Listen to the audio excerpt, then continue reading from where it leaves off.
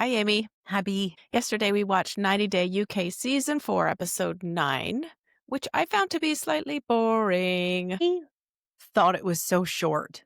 Mhm. I didn't write many notes at all. And then when it said in the next episode, I was like, but what happened in this episode? Oh, dear.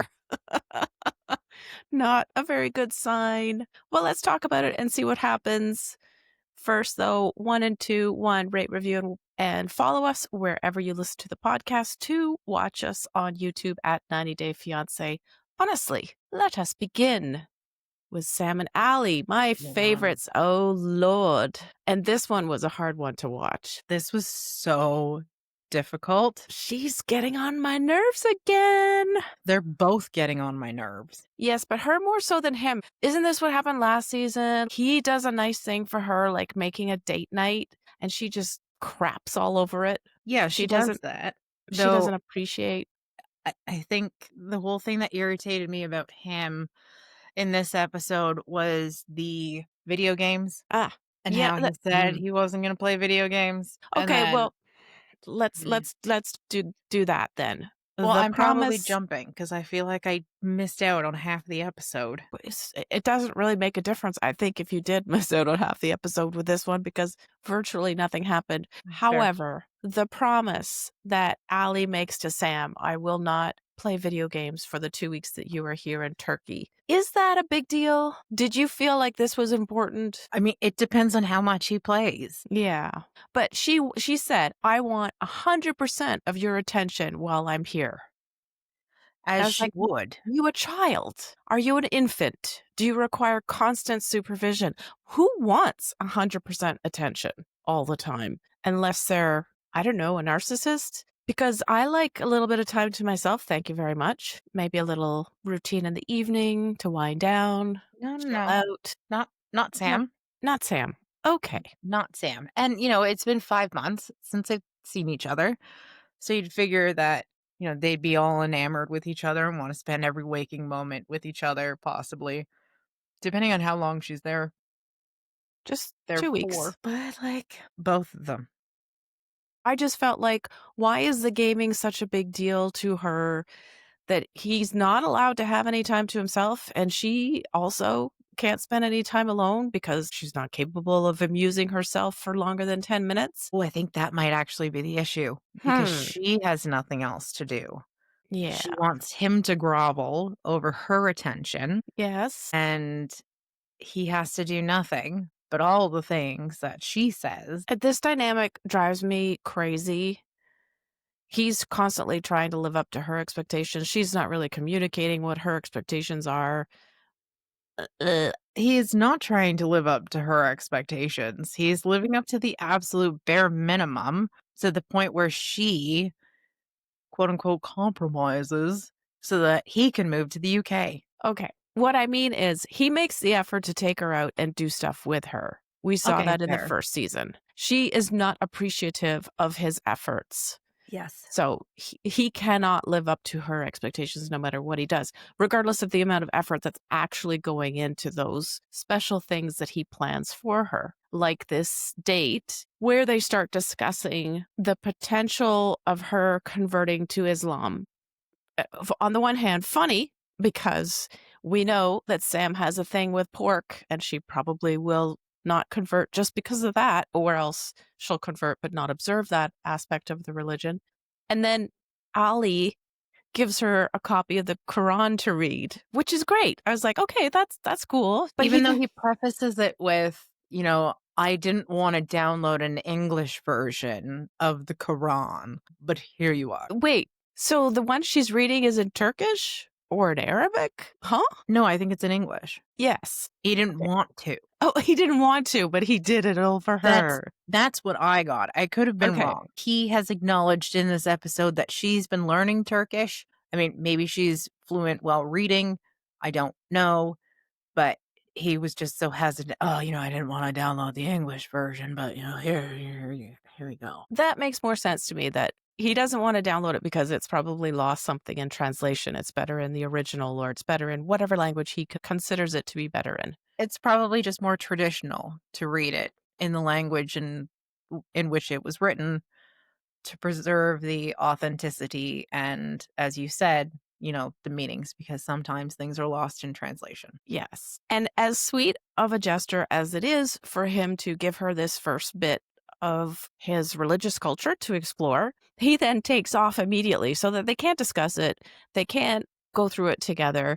It's just, here you go, have fun, knock yourself out. I've got to do something, which he lies about, of course. We know he goes gaming. He lies about being on a phone call with a friend of his. She goes ballistic. I can understand her frustration with it because he did just ditch her. Though at the same time, it's not like he said, I am ignorant when it comes to the Quran. I don't know how it's written, but with the Bible, it's, a certain passage. Why don't you read this passage, then we'll discuss it, almost like a Bible study. But he Hmm. just like ditches her with it. Does he expect her to sit there and drink what looks like delicious Turkish coffee, and she's going to read the whole thing and then come Yes. back and she's going to be absolutely buzzing from all of that caffeine, and she's eventually going to find him, or he's going to come back in time? Like what is that? It's bizarre beyond words. I wanted to know, how long was she actually sitting in that cafe by herself Uh, before she realized he's taken off? I bet you it was 20 minutes. I have no doubt it was 5 to 20 minutes maximum. She I probably didn't even have a pee break. No, I'm sure she has zero patience whatsoever. And then the odd thing is that she knew exactly where to go to find him. Or Like, how maybe did production led her. Okay, there could be that, but she's in a town, a city she doesn't know very well, and yet she manages to navigate to go exactly to the spot where Ali is playing video games. And he just happens to be playing right in front of the window. And also, does she not have a cell phone? Yeah. Are they not tracking each other's location? Maybe they are. That's how she found him. If there are all kinds of holes in this, it did seem very much like a setup to me, but I think it's a beautiful illustration of how much she wants to control him and how much he's finding the loopholes and finding his little passive aggressive ways to manipulate her so that he could do the stuff that he wants to do. And, the kid, he's a lot smarter than what he leads on. The last episode with him taking her to the specific market, playing into the whole, fish gills thing, and she plays right into it. Like, Mhm. he knows how to manipulate her like nobody else's business. Like, this kid is not stupid. He's an How do I even decipher between being an idiot versus stupid? I don't even know, but he's an idiot. But, she was saying to him, I think it was when they were having dinner. Oh yeah, when I move here and he doesn't correct her, he's going Mhm. to wait Mhm. because he's going to tarnish anything that's good about living in Turkey, because that's in his best interest, because Yeah. he wants to move to the UK. Also, very disappointed today UK because we didn't see what they were eating. And they were both like, "Oh, it's like, oh, this is really good." Okay, now you're just teasing. Anyway, and then he has that individual interview where he says, "I never lied to Samantha about gaming." But he just did. Oh. Hmm. So now you have to specify what you lied to her about? Yeah, Why is it specifically gaming? And then I even said, I bet you any money that he wants her to read the Quran so that he can go and play games. Sure Mhm. enough, he did. And then my last comment is, he doesn't love you. We know this. We know this so well. I know. That's You first didn't season say that it. they were on made us see that very, very clearly. This is all about opportunity. The last comment that I will make about Sam is that she was absolutely horrible to Ali when she confronted him at the gaming place. She was belittling him. She was mocking him. She was taunting him, pretending to do his voice. And this is so childish and so ugly and so detrimental to a relationship. There's no way in hell. This is beyond crazy. They're not suited to be together. She is a horrible, horrible woman, and he is an evil little manipulative dude. I think that they are very well matched because Oh, he laughs at her, which feeds into her infuriation. well, yes, that is for our joy and amusement. Maybe we watched a different show because I found none of that enjoyable. I see what you're saying, but I did laugh quite a lot when she came and found him at the gaming place. I was like, of course that's where he is, Sam. Where else would he have been? On the Because phone with his friend. he just made this lie right to your face, and now he's going to do the thing that he always wants to do, which is not to spend time with you, his wife who's only there for 2 weeks. It's to game with friends online. All right, let's move on because yes, Shorna and Adnan. Well, what's new with these two? I was very, very surprised to hear that she is packing, getting ready to go to Albania to go see Adnan. I was more surprised that he allowed it. Well, this is the thing. At first, I thought, oh, does he even know that she's coming? Because it wasn't explicit as to whether or not she had told him and he was in on this trip. I thought, oh I my thought God. she said he agreed, and now I'm going to meet him in Albania. Otherwise, how else would she know that he was in Albania? Yeah. Well, later on, there was contact so that we found out, Oh, yes, okay. he is aware. And of course, we know he goes to meet her at the airport. So, yes, he's in on it. But she has this ultimatum that she wants to give to Adnan, which is that she wants to get engaged, to which I say, why on earth would he propose? You have zero relationship at the moment. There is I nothing. said she lacks IQ. She's delusional. Yes. And also, she looks absolutely awful. What was going on with her? Like, she looked so tired and stressed and drained. Yeah, I said she looks awful. Is she tired? And is it her eyelashes? Because her eyelashes almost had like a blue hue to them, but the bags under her eyes. Hmm. So it wasn't just me. No, I noticed that as well. And I Okay. was like, okay, what's going on with her? Is she ill? Is she praying too much? Is she doing too much Mormon stuff? Like, Is she reading too much? yes, maybe that's it. She's reading the Book of Mormon late at night without her glasses. She's straining her eyes. I don't know. She doesn't look healthy. She doesn't look well. And who would in this type of relationship where she's basically manipulating him into loving her, A if you can even call it 25-year-old. that? A 25-year-old. Jesus. Immediately when she said, I'm going back there, I asked, does he even know you're coming? And then I thought, is this time for another round of manipulation? Is this just so that you can put your body in front of him? And he is a man of 25 years, so that he will do basically anything you say if you promise or if you give him enough that you can then mold him into the person that you want him to be, which at this moment is her fiance. And I actually, one of my comments was more of, I was going to say a sexual comment, but it was more of a sing song comment. Sexual manipulation. Yeah, that's where we are. That's the gist of this relationship. And in the taxi on the way to the airport, she Oh, calls him her fiance. And then she's like, oh, he's not my fiance yet. He hasn't proposed. But talk about putting the cart before the horse. And then I was like, dude, you are 100% going to sexually goad this guy. yep. And we haven't seen any of their correspondence, any of their communication from, when they didn't talk for 3 weeks versus now. So what has she been doing? Has she been having phone sex with him? Has she been sending dirty photos? She's totally playing into this because her end game is to get him to marry her and then she's going to convert him. Yes. It's exactly what her plan is. Mhm. And I think he's thinking, as a 25-year-old man, I'm going to get laid and I'm not going to marry you because your brain is filled with rocks. Just as you were saying that, I was thinking to myself, yeah, he's a 25-year-old man, so he has certain needs. She's a 45-year-old woman. She's probably at that peak. You know what I'm saying?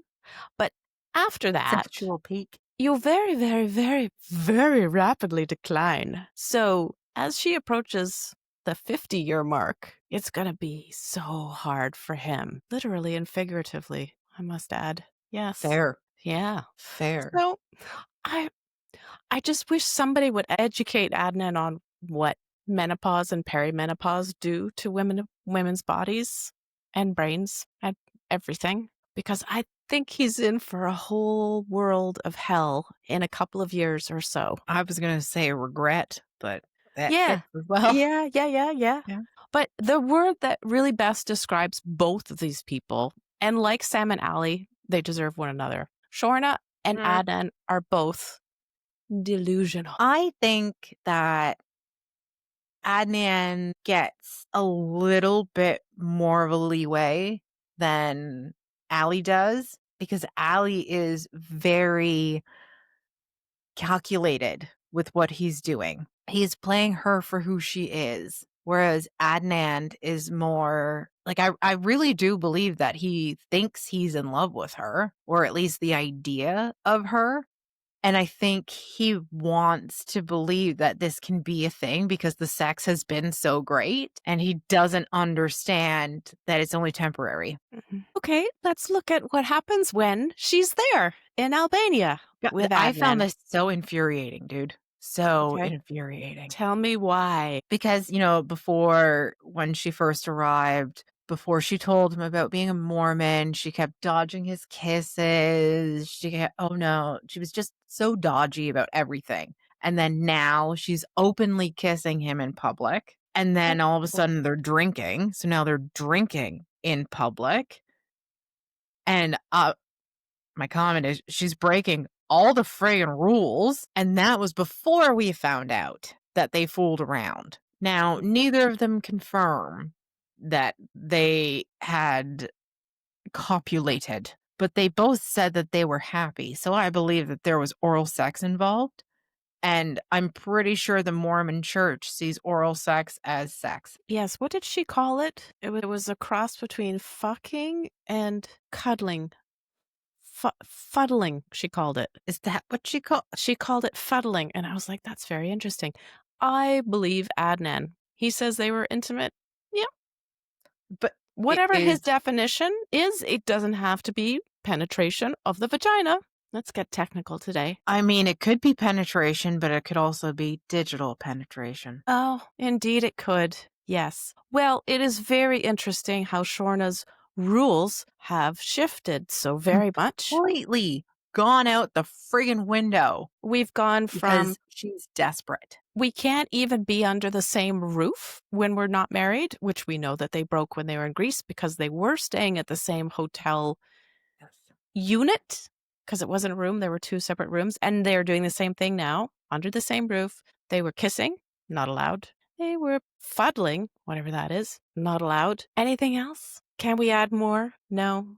She does everything under the sun that the Mormon church frowns upon. And you know what's really funny is if they had a friend involved, they could have made this like Mormon accepted.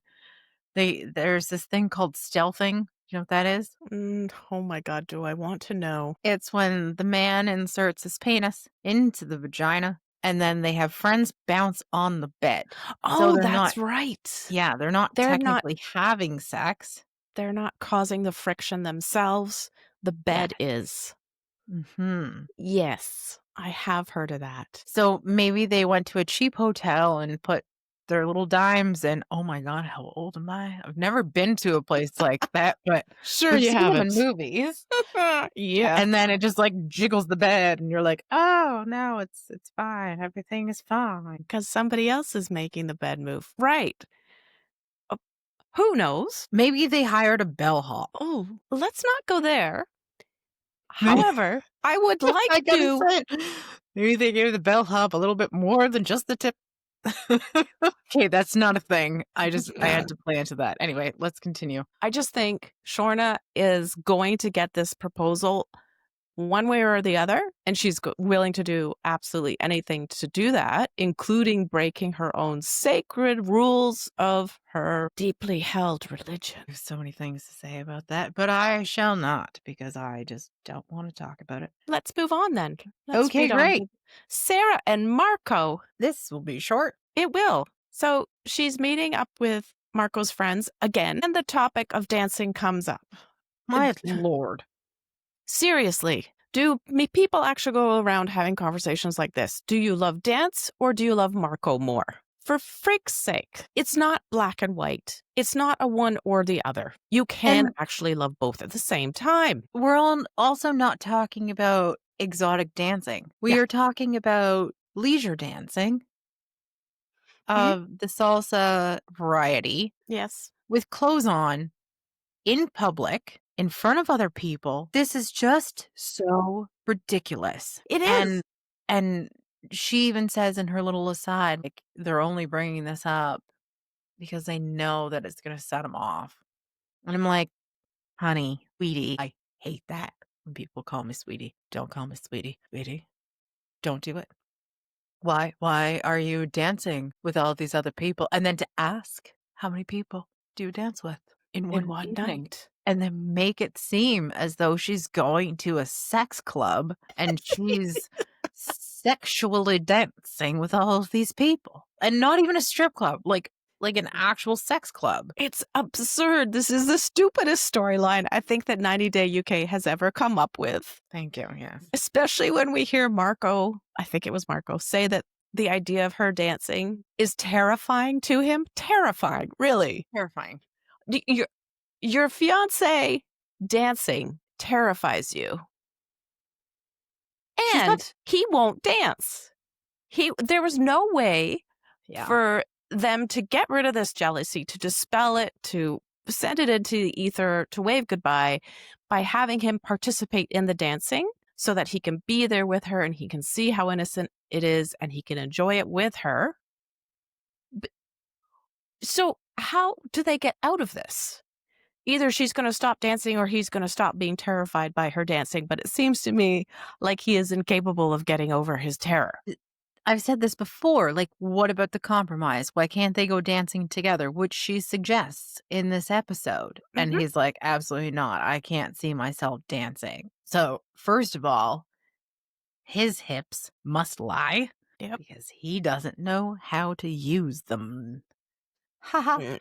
And Mm. then the other one is, why are you so afraid of this dance? It's not the forbidden dance, which I believe is the tango. The lambada. Oh, is that what it is? I Lambada? don't know. Oh, I can't remember. It's I definitely not forbidden. In no way, shape, or form is salsa forbidden. don't have access to my searchability things right now. Um, but I thought it was so incredibly stupid for his friends to bring up, knowing that there wasn't going to be a possible resolution. Mhm. And it was just poking the bear. Exactly. That's what this episode seemed to be about, is poking the bear with every couple. And ignorance. That was my other Mm. one. Mm. Ignorance. Well, the other topic that Sarah and Marco get onto in this episode is where they should live once they get married. This oh god, this is such a theme for Please. them. Please. The failure of compromise. He wants to bring her to this beach where they met or they had their first date or whatever. And I thought it was absolutely beautiful. But the subcontext was, I need to convince you that this is so much better than living in the UK. Mhm. He's never been. He doesn't know. He is ignorant. Yes. Why would you not even pretend to be like, yeah, I'll go to the UK. I'll see if it works out for us. Smiley face. Be a good Let's sport, see. Marco.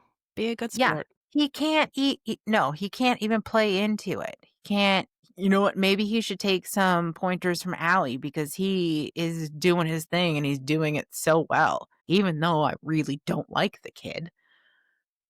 But Marco is just, he's so set in his ways. It's Italy or it's nothing. And I wanted to ask you, because you've been to both places, do you have an opinion? I do.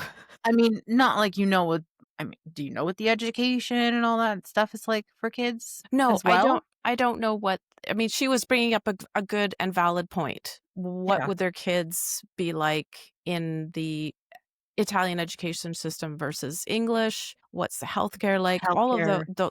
That's all very valid. But I mean, Italy, as a member of the European Union, has excellent healthcare and probably has excellent education as well. I don't know for sure because I've not ever looked into that. I have been to Italy. I've been to many different places in Italy, and it is beautiful. It's achingly beautiful. Mm. For me, this was like a no brainer. It's Italy. The food. Oh my God. The wine, the weather.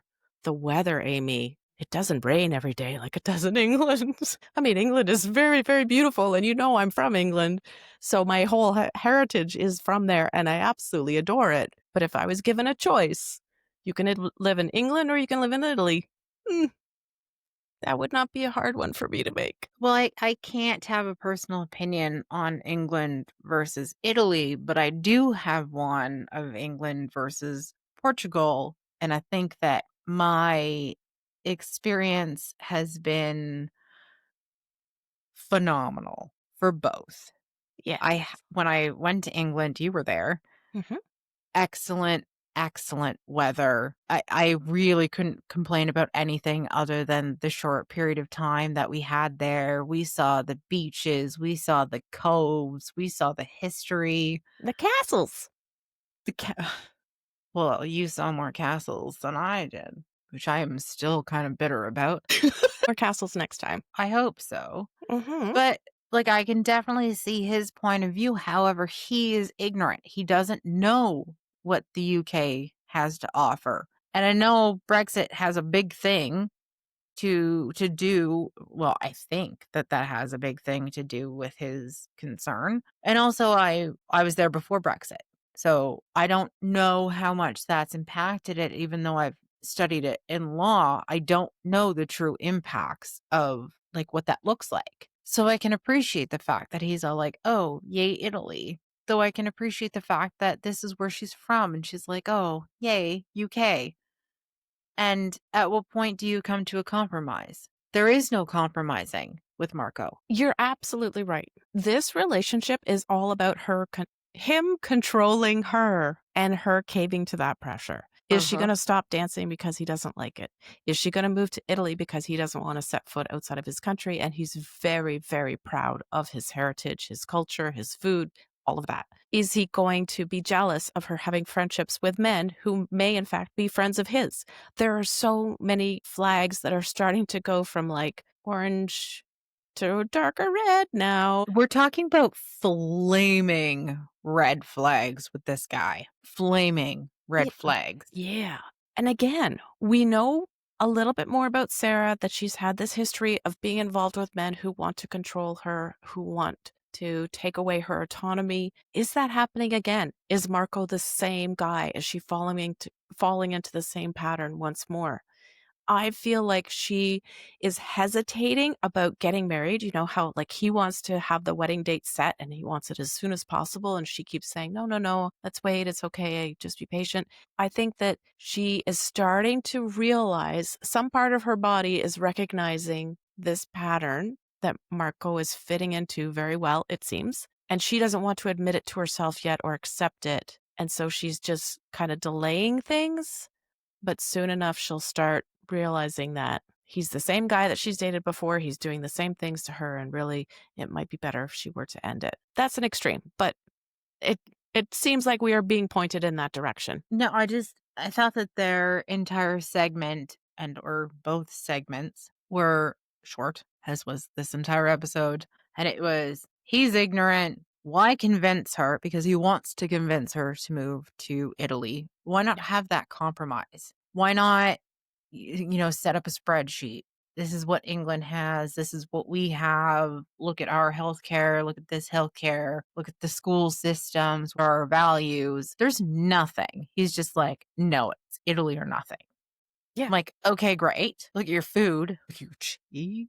Look at your wines. Yes. England can't say the same thing. Good cheese in However, England. Good cheese in England. I Yes. have no complaints about England. Again, when I was there, we had phenomenal weather, excellent cheese, but we also had a person who handpicked said cheese Yes. and the champagne. Champagne. Champagne, which is not from England.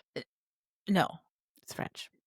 that is that is French, but you also can get that in both England and in Italy. Anyway, I haven't been there, so I can't say. I like to pinpoint the facts that, we've been places, we've done things. Anyway, enough about that. Shall we move on? Yes, to Andy and Arrah. I This bothered me a lot Oh, no. Okay. What? What bothered you? about Andy because, at the very beginning, R was saying, he's moving too fast. Her mom, when she said, what if he wants to propose to you? And she's like, "Oh no, it's way too fast. We don't know enough about each other." And then they get to know each other and he proposes and he says yes. And he makes a point of saying, "We're going to get married in the Philippines because we cannot get divorced," which we talked about in the last episode. And now we find out that he says he cannot, and I think medically he can't. So technically he can, but medically he cannot move to the Philippines because of the medical care that he's going to require. And my reaction to that was, you're impulsive. You didn't look into this. This is your fault. You really should have looked into this before you proposed to her, before you gave her the promises, before you promised any of the shit to her family. Yeah, And yet now you're reneging on it because you actually looked into it. that's valid. I can understand him, just diving head first. I'm so in love. I so want to be with her. But then for him to make all of these decisions without thinking about his very valid and expensive, potentially expensive, but realistically expensive healthcare. But I have another scenario for you to suggest as a Please. possible. When he went to the Philippines, fell in love with her, and proposed to her, perhaps at that point, before he got the yes, it was his intention for them to move back to England together. But then when he got to that point of having her say yes and getting closer to the family, he realized, oh, that's really not the best decision for her. She needs to stay in the Philippines with her family, so I will move here. So when he went back to the UK after that initial trip, he would have then started his research into, okay, we're going to live there now. So what are the details? What's the healthcare like? What's the situation? How can I be looked after? At which point he discovers not so great. But why wouldn't he look at that before he proposes and he makes all of these promises? Right, because perhaps he didn't think he was going to propose until he got there and he met her and they had a good spark, a good chemistry. And then perhaps he didn't know where they were going to live until they talked about it and he realized it has to be the Yeah. Philippines. It could be. I totally agree with you. He is impulsive and this has all happened in extremely short order, which is worrisome. And maybe it's as simple as he didn't do the research first, which he should have. It is definitely on him to make sure that he has the quality of care that he needs wherever it is that he ends up living Yeah. before And he moves there. and it also begs the question of how much research did he do before he went there to begin with? Because he was already intent on proposing to her before he left. So, with his amount of disability and the projected required care that he's going to need, why wouldn't that be his number one priority? I can see him compromising on his medical care in order to be with her. So that could be a consideration. However, maybe things have changed with his care and he needs a lot more than he thought that he did before. We don't know because we're not privy to that information, nor should we be. But he really should have had that forethought to look into what is medical care like in the Philippines? What is this going to look like for me? How much am I willing to compromise? And if I'm willing to compromise my own health, possibly safety, to move there, and not like safety from a crime standpoint, I mean, from a medical standpoint, am I willing to propose to this woman at that time? But he didn't think things through. And again, the impulsivity. Right. So I think the picture is clear. He's an impulsive kind of person. This has happened very, very quickly. We don't know why. He didn't research this first. He should have. The question is then, when he tells her, I can't live in the Philippines because of the care I will need, will you come to the UK? She takes it so well, I thought. She didn't immediately go into any kind of outburst. She just started thinking about it, considering it, recognizing that he needs the kind of medical care that he needs. And there's just no question about that. And also that her family needs to be involved in this decision. And I Which appreciated the fact that he wanted to have her family involved in the conversation. I think it should have been they should have been involved sooner. Though, I mean, it's kind of cart before the horse again. Why do they need to consider this if they're not engaged? This isn't an actual thing. So the fact that they are engaged, this needs to be a consideration. Though at the same time, I think it would have been better for him, or maybe not, because remember how difficult it was for him to ask for her mom's hand in marriage? And then now, he didn't yes. ask for her mom's hand in marriage. I'm pretty sure he asked for the daughter's hand in Oh, marriage. Arrah. Oh my god. I'm like, what is wrong with what just came out of my mouth? Anyway, um, had he said, "I need ongoing care. I'm not sure if the Philippines is going to be able to provide that for me and or if I can get it not Nearby? locally, but like, Nearby. can I Yeah. thank you, nearby words." Um, there was none of that. And, we were so excited about them to begin with. And now I feel like he's so impulsive and maybe she is as well. No, it seems to me he's let us know from the start that he's impulsive. He's said before, because of this disease that he has, it makes him appreciate life more and want to take chances and to go and do the things that he wants to do because he knows how precarious his health can be. So it's understandable. And I'm still excited about them as a couple. I still really felt that they had a genuine connection. When they met at the airport, it was just lovely and heartwarming. The way that they hugged each other, the things that they said to one another seemed really genuine. The thing that got me a little bit sidetracked in this episode was not that he hasn't explored this idea of healthcare in the Philippines before now. It's that when he got the family all together in order to tell them, we have to move to England, we can't stay here, that he framed it so differently than when he spoke to Arrah. He just kind of said, he blurted out right away, we're moving to England, rather than saying, look, I have this issue of healthcare and my needs can't be met here, so we have to explore moving to England. There was Yeah. That was not framed in such a way that the family could really understand where he was coming from. And I thought that that was likely production driven and I didn't appreciate it. Yeah. I agree. I agree. I think it was production driven because based on what we've seen of him, he's been very upfront about his disabilities and I wouldn't say his struggles because I don't think he would ever see them that way. Mhm. More so, like, when he first got to the Philippines, it's how accessible is it gonna be? Like, he's never tried to hide any of that, so I can't see now that he's going to be like, "Oh, we have to leave now Yeah. because it's better in England." Yeah. And I can see her mom and her family just having that response, "Well, yeah, that really sucks." Also, did no one else think about that? I guess not. It seems like a complete shock to absolutely everybody. And I'm not envious of him having to deal with the fallout of this announcement. It was very poorly made, the announcement, Executed. and it was very poorly received. So Yeah. obviously we have to deal with that. That's all I have to say about this week's episode. All I said was, "Great work, Andy." Whether or not it was his fault, I don't know, but just the lack of research really sucked Do your research, kids, please. for me For Amy, do your research for Amy. specifically. Before we go, if you're enjoying the 90 Day Fiancé Honestly podcast, please subscribe to or give our show a follow. If you have an additional moment, please rate us and help other 90 Day fans to find our show. Thanks for listening. Thanks, everyone. See you next week.